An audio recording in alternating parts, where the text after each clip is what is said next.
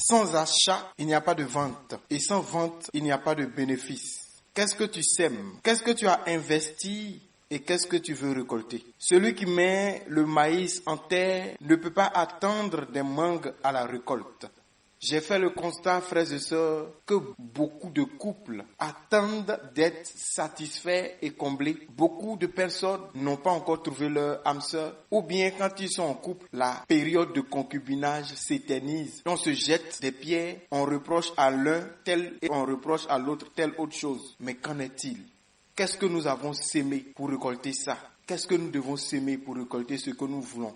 Ce matin, faisons une petite réflexion. Shalom, shalom, frères et sœurs, famille du café prophétique. Bonjour, je suis content de vous retrouver aujourd'hui, mercredi 11 décembre 2024. Nous sommes à notre rendez-vous du matin au café prophétique. Je suis votre frère, Todd Eli, frère du Christ, Fils de Dieu le Père, dans le Fils unique Jésus-Christ, apôtre de l'Évangile. Mettons-nous en présence du Seigneur et adorons son saint nom, au nom du Père et du Fils et du Saint-Esprit. Amen.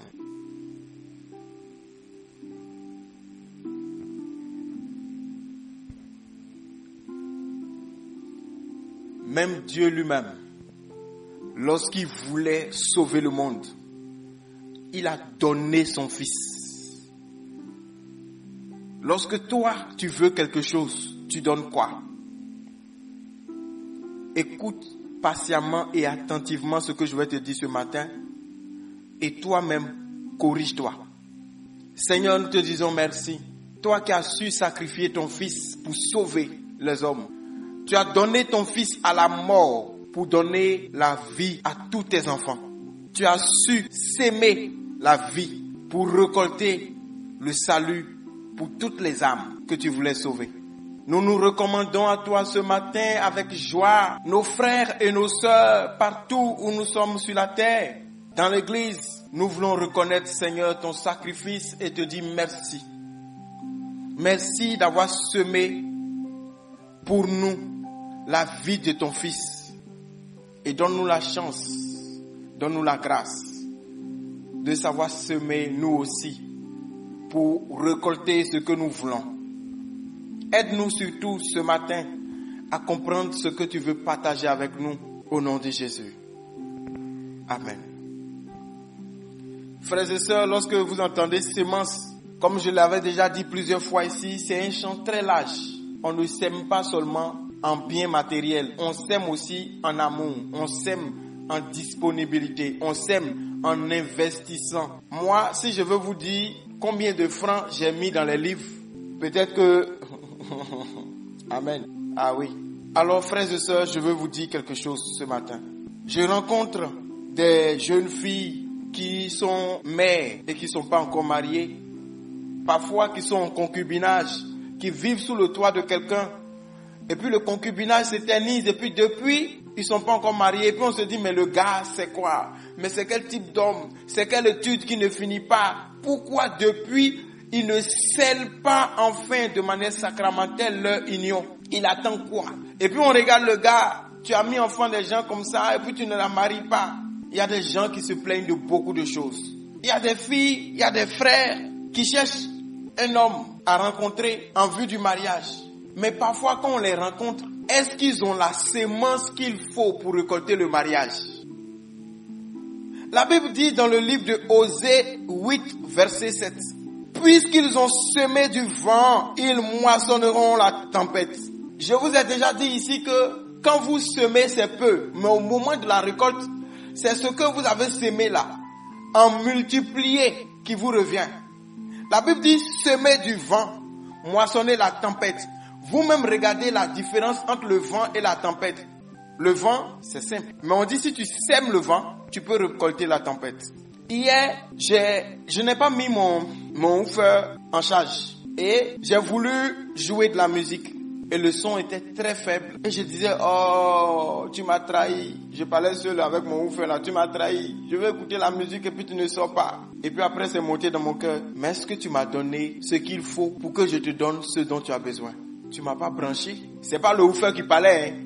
Mais Dieu a sa manière de nous rattraper. Tu ne m'as pas branché.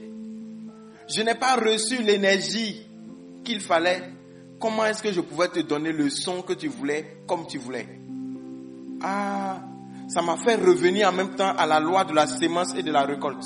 Si j'avais sémé en chargeant le woofer, j'allais récolter le son et un son de bonne qualité. Frères et sœurs, remarquez, le moment de la sémence est calme. C'est sans bruit.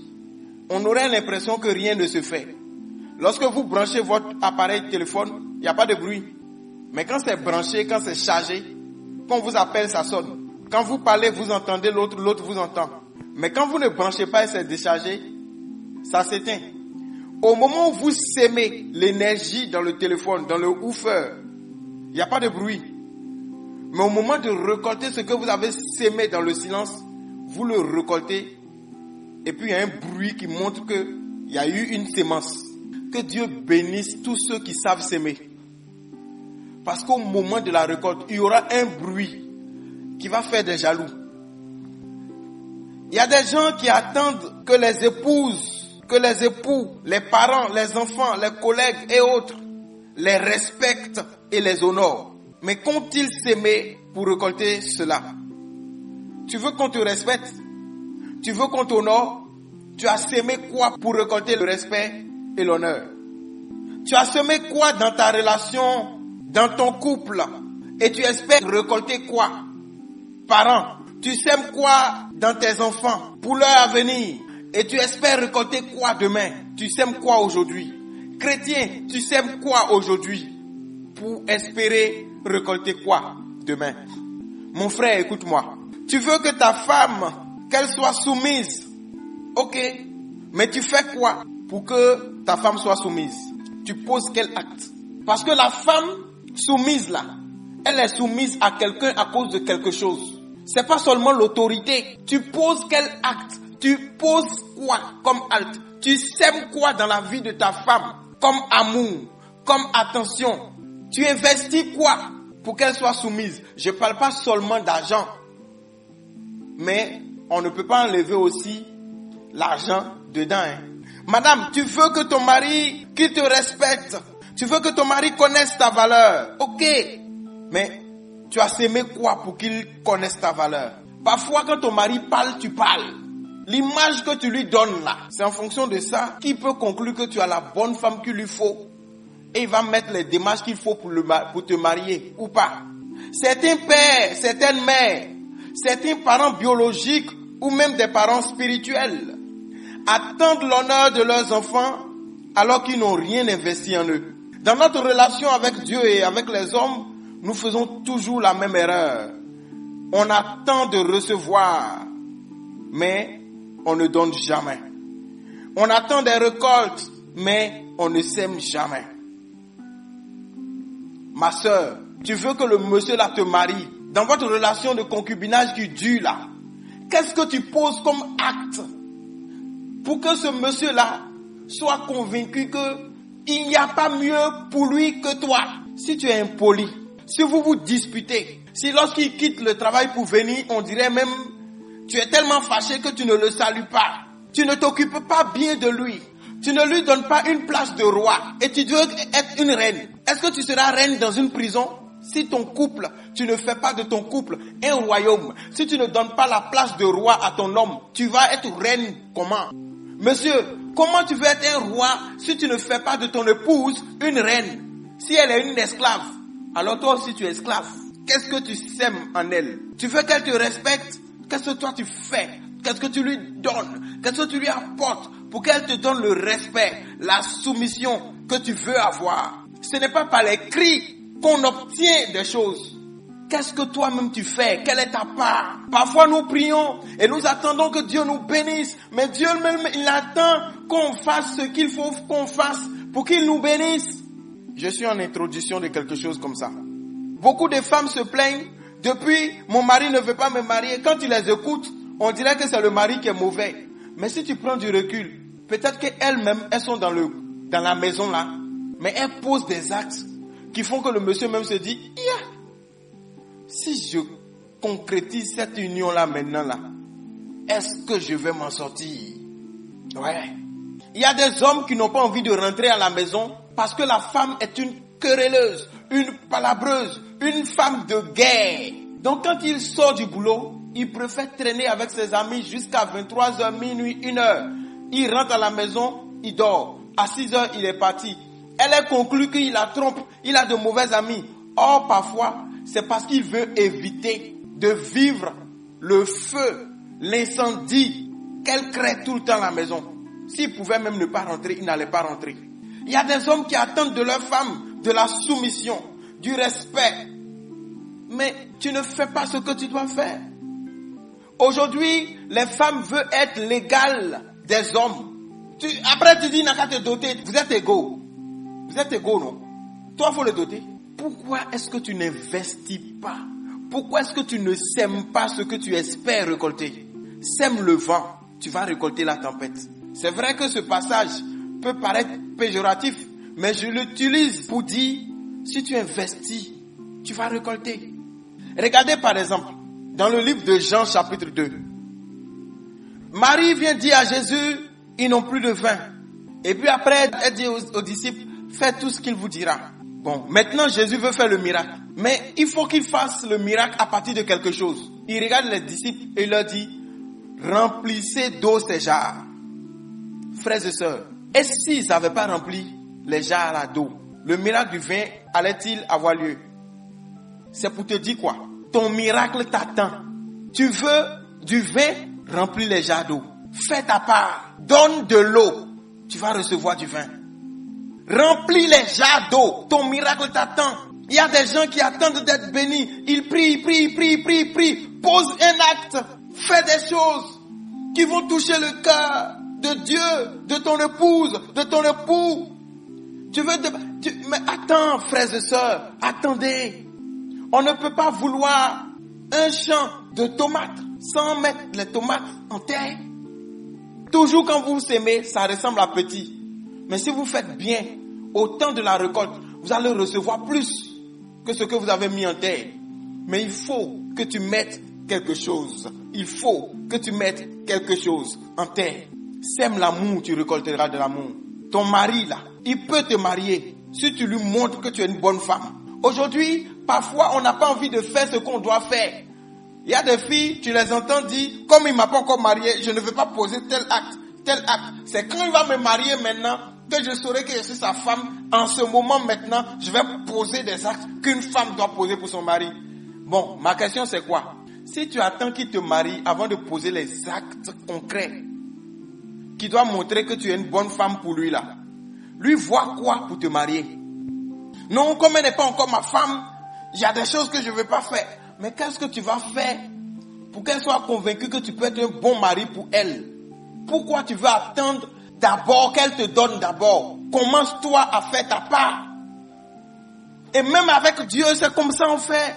Dans nos relations avec les hommes, comme avec Dieu, nous faisons toujours les mêmes erreurs. On veut récolter sans semer. On veut recevoir le retour sur investissement sans investir. Tu n'investis rien. Et tu espères quoi? Ma question, qu'est-ce que tu sèmes dans l'autre? Qu'est-ce que tu investis en l'autre? Il y a des gens qui attendent de la reconnaissance, du respect. Ils veulent qu'on soit toujours auprès d'eux et qu'on les célèbre. Tu n'as rien fait pour moi. Pourquoi? Tu n'as rien fait pour moi. Il y a des gens qui veulent que tu dises que c'est grâce à eux que tu es. Alors qu'en réalité, ils n'ont rien fait pour toi, ils ne font rien pour toi et ils ne feront rien pour toi. Ils ne jouent pas leur rôle de père. Ils n'investissent pas comme un père doit investir dans la vie d'un enfant. Mais ils veulent recevoir l'honneur qui est dû à leur rang de père. Est-ce que ça, c'est pas de l'arnaque, c'est pas de la mauvaise foi, c'est pas de la triche? C'est pas juste. Chrétien, mon frère, chrétien, ma soeur, croyant, croyante, fils de Dieu, de tous bords qui m'entendez, Jésus vous dit la vérité. Mettez de l'eau dans vos jarres, ça va devenir du vin. Si vous ne mettez pas l'eau que vous devez mettre dans les jarres de vos couples, vous n'aurez pas le vin. Vous voulez vous marier, Dieu même veut qu'on vous marie. Mais si vous ne montrez pas que vous êtes une bonne femme à marier, pourquoi on va vous marier? Alors pourquoi vous vous plaignez de votre période de concubinage ou de célibat, de copinage qui s'éternise, quand jusqu'à là, l'homme, il vous aime. La femme, elle t'aime, mais elle n'est pas encore convaincue parce que tu ne poses pas l'acte qu'il faut. Je ne parle pas des gens qui sont des gourmands, qui demandent et qui manipulent les autres en leur demandant, tu dois me convaincre, tu dois me prouver, tu dois me, c'est des manipulateurs, sortez des dents. Vous allez investir jusqu'à après, vous allez faire dépression. Je ne parle pas de ceux-là. Je parle des vraies personnes qui s'aiment vraiment et qui veulent vraiment atteindre le but pour lequel l'homme et la femme se mettent ensemble. Ceux qui sont en amitié vraie là. Mais attendez, qu'est-ce que tu investis? Qu'est-ce que tu sèmes dans celui que tu dis que tu aimes? Si ta femme est triste et que tu n'es pas capable de lui apporter de la joie, pourquoi tu veux qu'elle t'apporte de la joie? Elle est triste. Transforme sa tristesse en joie. Et dans sa joie, elle va communiquer. Parce que c'est ce qu'on a, qu'on donne. Arrêtez de dire ma femme n'est pas soumise. Elle n'est pas soumise. Pose-toi la question de savoir, est-ce que toi-même tu fais ce qu'il faut en tant qu'homme? Parce que tu ne peux pas attendre la soumission d'une épouse. Si toi-même en tant qu'époux, tu n'es pas responsable vis-à-vis d'elle, tu ne lui donnes pas l'amour, tu ne la respectes pas. Tu ne lui donnes pas sa couronne de reine. Et tu veux qu'elle te donne ta couronne de roi. Mademoiselle, tu ne donnes pas la couronne du roi au gars. Tu veux qu'il te donne une couronne de reine. Tu n'as pas investi la royauté en lui. Tu ne récolteras pas la royauté. Parce que s'il n'a pas la royauté, tu n'auras pas la royauté. C'est ce que tu donnes à l'autre qui te revient après, en plus grand. Si tu satisfais, tu seras satisfaite. Arrêtez de vous plaindre de vos partenaires qui ne font pas ce que vous espérez qu'ils fassent. Commencez à faire ce que vous devez faire. Faites-le bien. Faites-le bien. En investissant l'eau dans les jarres de vos couples, Dieu va intervenir pour que ça devienne du vin. Et vous en serez les bénéficiaires. Beaucoup de femmes ont des enfants, mais ne sont pas mariées. Quand tu regardes, tu as l'impression que les hommes sont tous mauvais.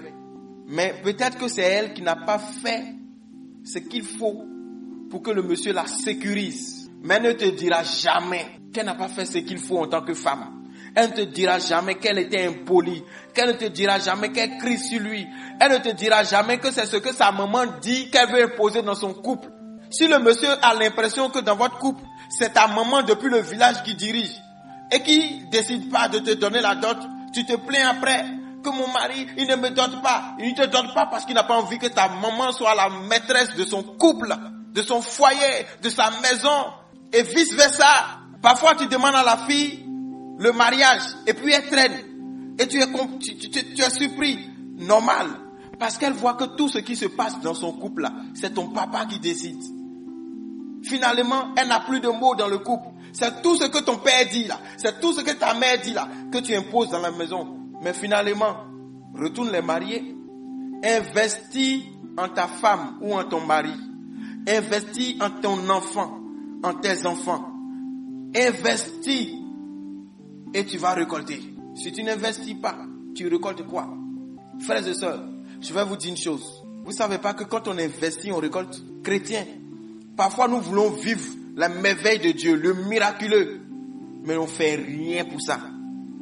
Et on est là, on prie son nom, Seigneur donne-moi, Seigneur fais pour moi. Je vous ai déjà dit, si vous vous limitez à prier et à demander comme des mendiants, vous ne verrez pas les merveilles de Dieu. Si vous ne s'aimez pas, vous ne récolterez pas. C'est la loi de la nature. Tu n'investis rien, tu ne reçois rien. Oui, même les sorciers, ils investissent. Ils donnent un être cher. Quelqu'un est allé chez un marabout pour dire, je veux que le mari de ma patronne devienne mon mari. Le gars dit, il n'y a pas de problème. Regarde Caribas qui est derrière là. Il faut que tu remplisses ça de sang. Elle dit, ah bon? Sang de poulet? Il dit non. Sang de la personne que tu aimes le plus. Même chez le diable, si vous ne donnez rien, vous ne prenez rien. Qu'est-ce que vous croyez? Dieu lui-même a donné son fils à la croix. Et vous, vous êtes là, vous voulez recevoir. Vous voulez recevoir des autres. Mais vous ne voulez jamais rien donner. Ni à Dieu, ni aux hommes, ni à l'église, ni rien. C'est pas possible.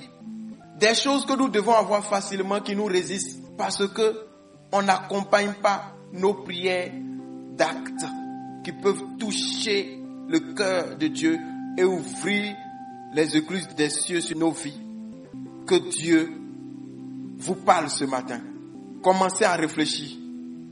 madame, monsieur, parents, collègues, commencez à réfléchir. Qu'attendez-vous des autres autour de vous? Et qu'est-ce que vous avez fait pour pouvoir avoir ça? Réfléchissez, tirez une leçon et vous-même priez. Maintenant, prenez une résolution et commencez à faire votre part. Que Dieu vous bénisse. Café prophétique de ce matin. J'arrête mon message là. Je suis votre frère Tordeli, heureux d'être le canal par lequel Dieu vous parle. Heureux d'être le canal par lequel Dieu vous bénit. Excellente journée. Au nom du Père et du Fils et du Saint-Esprit. Amen.